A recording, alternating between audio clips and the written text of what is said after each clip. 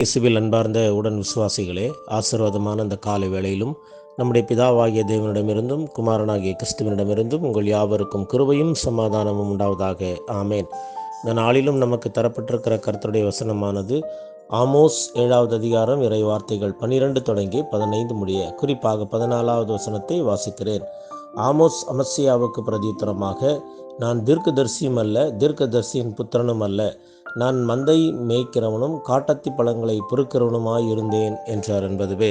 அன்பார்ந்த தேவனுடைய பிள்ளைகளே, ஆமோஸ் தென்னாடான யூதாவிலிருந்து வடநாடான சமாரியாவுக்கு சென்று ஆண்டருடைய வார்த்தையை எடுத்துரைக்கின்றார்.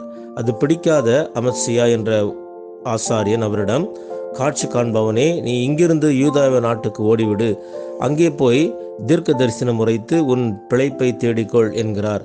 அதற்கு தீர்க்கதரிசி, நான் தீர்க்க தரிசனன் அல்ல, தீர்க்கதரிசி குழுவிலும் உறுப்பினரும் அல்ல, ஆடுகள் ஓட்டி கொண்டு போன என்னை ஆண்டவர் தேர்ந்தெடுத்து என் மக்களாகிய இஸ்ரவேலிடம் சென்று தீர்க்க தரிசனம் உரைத்திடு என்று அனுப்பினார் என்கிறார்.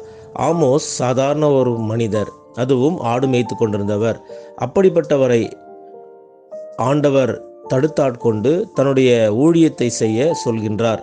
அப்படியானால் கடவுள் யாரை வேண்டுமானாலும் தன்னுடைய பணியை செய்ய அழைக்கலாம் என்பது உண்மையாகிறது.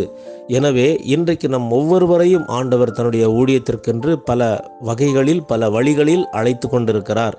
எனவே அழைப்புக்கு செவி கொடுத்து பாத்திரவான்களாக நடந்து ஆண்டவருடைய நற்செய்தியை நம்முடைய வாழ்வின் வழியாக, குடும்ப வாழ்வின் வழியாக, திருச்சபையின் வாழ்வின் வழியாக மற்ற மக்களுக்கு நற்செய்தியை எடுத்து கூறுவோம். அதன் வழியாக இறை ஆசீர்வாதத்தை நாம் மட்டுமல்ல மற்றவர்களும் பெற்றுக்கொண்டு ஆண்டவருடைய பிள்ளைகளாய் சாட்சியோடு வாழ்வதற்கு எல்லாம் வல்ல தூய ஆவியானவர் தாமே இந்த நாளிலும் நம் அனைவரையும் ஆசீர்வதித்து வழிநடத்தி காப்பாராக. ஆமேன். எல்லா புத்திக்கும் மேலான தெய்வீக சமாதானம் உங்கள் இருதயங்களையும் சிந்தனைகளையும் கிறிஸ்து இயேசுவுக்குள் காத்துக்கொள்வதாக. ஆமேன். God bless you all.